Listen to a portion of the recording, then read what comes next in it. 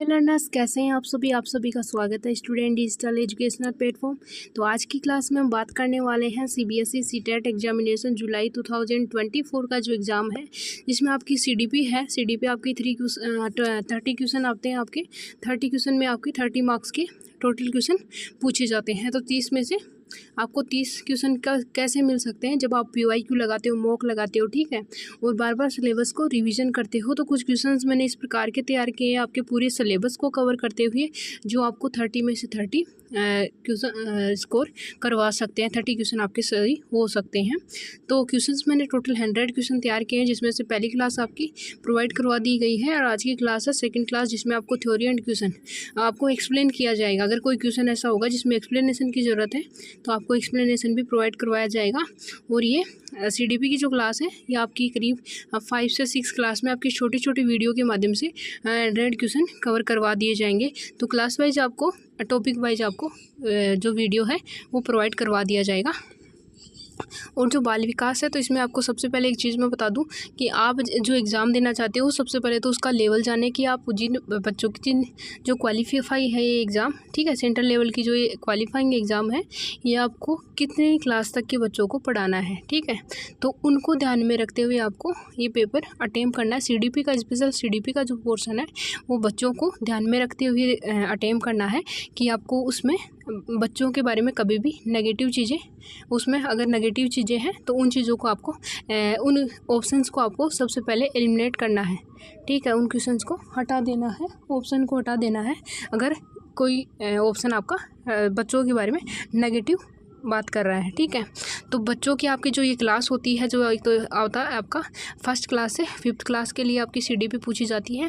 फिर आपका जो लेवल 2 है, पेपर 2, जिसमें आपकी क्लास होती है 6 क्लास से लेके 8th क्लास तक के जो बच्चे होते हैं उनके लिए आपको सीडीपी पूछा जाता है। तो सीटेट के जो 2 लेवल होते हैं, दोनों में आपके सीडीपी पूछा जाता है। सिलेबस दोनों का सेम है, लेकिन क्या होता है इसमें जो पेपर होता है उसका लेवल कम या ज़्यादा हो सकता है कि फर्स्ट लेवल का जो पेपर फर्स्ट है उसका लेवल थोड़ा सा कम होता है और जो सेकंड लेवल है उसका लेवल थोड़ा सा मीडियम सा होता है, ठीक है।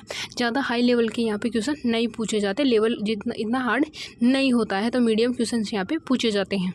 तो क्वेश्चंस की ओर चलते हैं हम कि कैसे क्वेश्चंस आपके पीवाईक्यू क्वेश्चन हैं हमारे जो भी तैयार किए हैं, सारी पीवाईक्यू क्वेश्चन है और कुछ मॉक के तौर पे तैयार किए हैं, जो आपको सिलेबस के मतलब पीवाईक्यू में सिलेबस रह रहा था वो सिलेबस के क्वेश्चन आपको उसमें मेंशन करके मैंने पीवाईक्यू और जो इम्पोर्टेंट क्वेश्चन है वो सारे एक जगह करके आपको क्लास वाइज प्रोवाइड करवा दिए जाएंगे।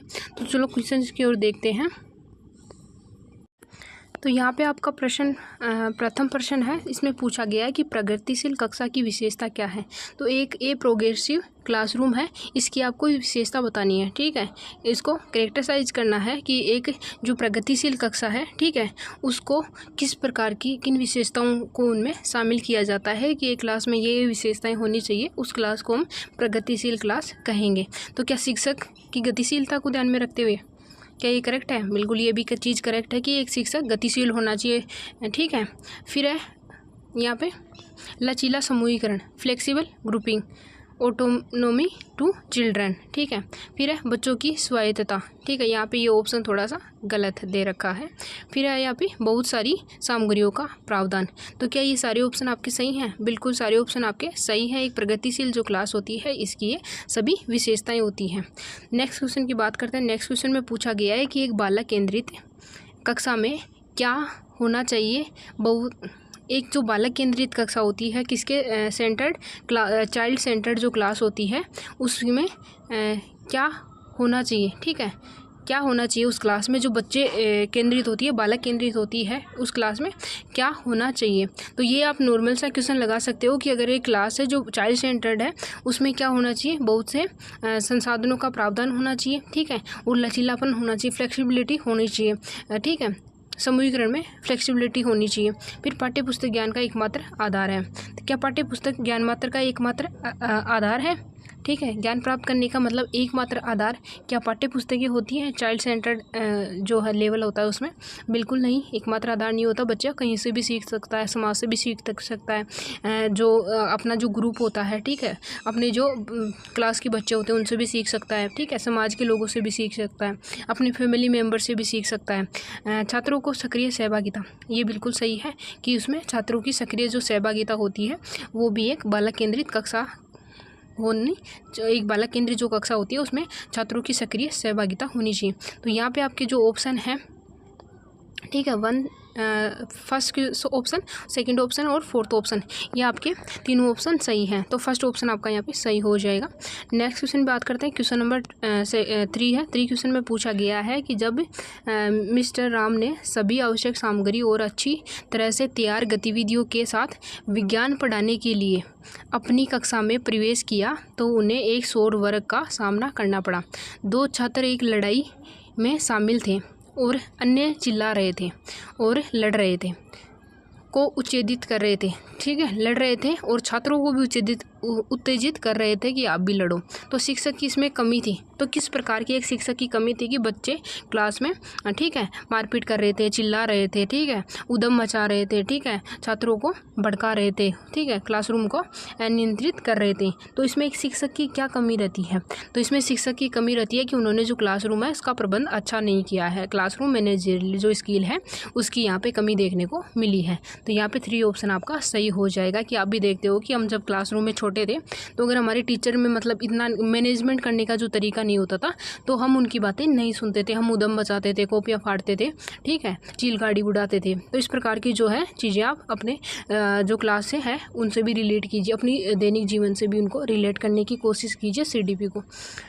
नेक्स्ट क्वेश्चन है। नेक्स्ट क्वेश्चन 4 नंबर में पूछा गया कि सामाजिक समाजवादी सिद्धांतों पर आधारित कक्ष में, तो एक सामाजिक जो समाजवादी जो कक्षा होती है उसके सिद्धांत, जो सामाजिक समाजवादी सिद्धांतों पर आधारित जो कक्षा होती है उस कक्षा में क्या होता है, कक्ष में किस प्रकार की गतिविधियां देखने को मिलती हैं।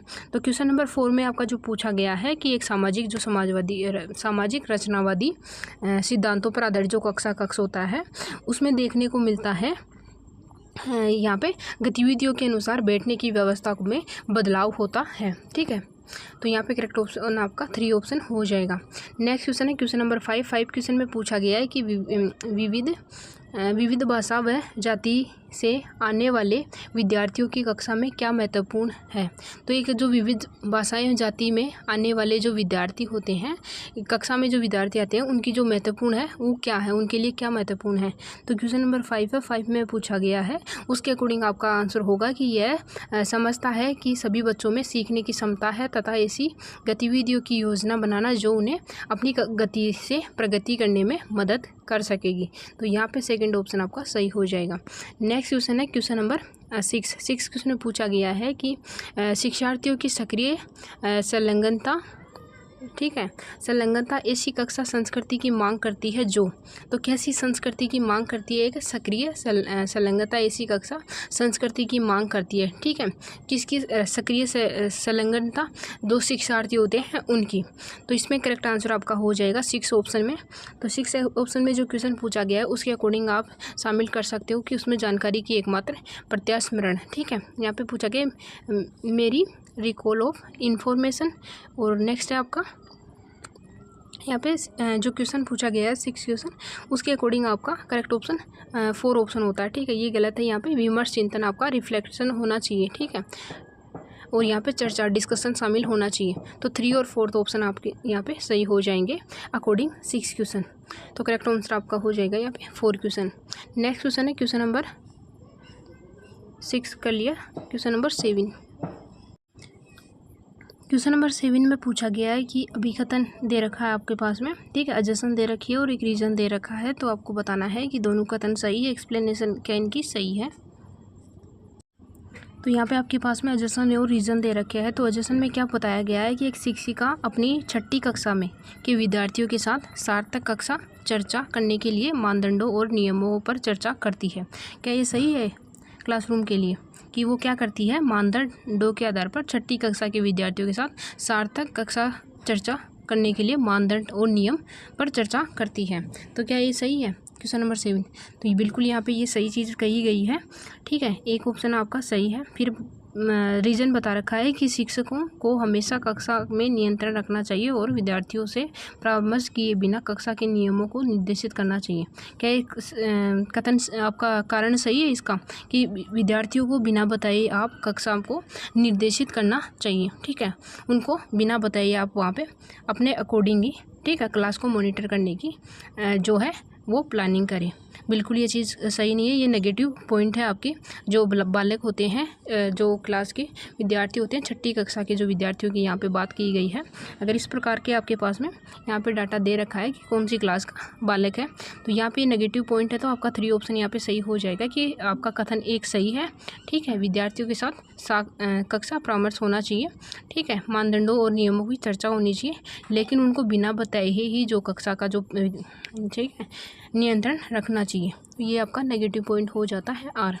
तो नेक्स्ट क्वेश्चन है, क्वेश्चन नंबर 8 आपका पूछा गया है कि शिक्षकों को बच्चों की बुद्धिलब्धि मापने के लिए बुद्धिलब्धि की मानकीकृत परीक्षाओं का इस्तेमाल करना चाहिए।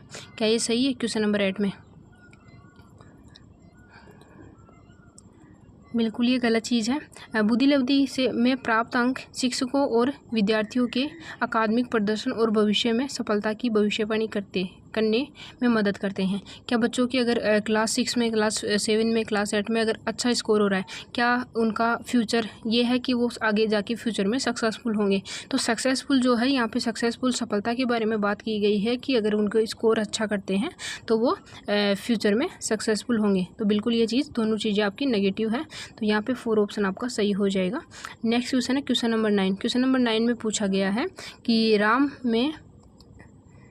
में जगहों को पहचानने व उनके अनुरूप संचालन करने जैसे कि नौचालन के कौशल हावर्ड गार्डनर के सिद्धांत के अनुसार राम के किस बुद्धि की मात्रा अधिक है? तो इसमें किस प्रकार की बुद्धि की अधिक मात्रा है इनमें, ठीक है, किस प्रकार की बुद्धि है जिनसे इनको ये सब चीज़ें, ठीक है, इनमें ये सब इस प्रकार का कौशल है।